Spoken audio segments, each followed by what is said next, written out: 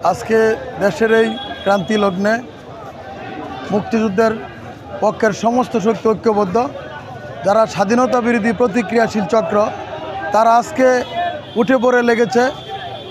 তারা আরেকটি পাকিস্তান বানানোর জন্য তারা উঠে পড়ে লেগেছে। আজকের এই শোকাবহ আগস্টের প্রথম দিনে জাতির জনক বঙ্গবন্ধু শেখ মুজিবুর রহমান সহ 15ই আগস্টে যারা নিহত হয়েছেন তাদের স্মৃতির প্রতি শ্রদ্ধা নিবেদন করে এবং বর্তমান নৈরাজ্য বিরোধী সকল কর্মকাণ্ডে আমরা জেলা আওয়ামী লীগের কর্মসূচিতে এসেছি।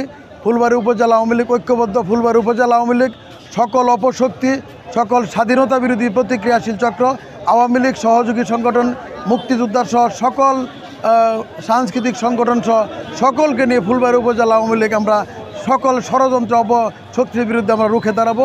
এই হোক আমাদের অঙ্গীকার। ধন্যবাদ সকলকে। জয় বাংলা।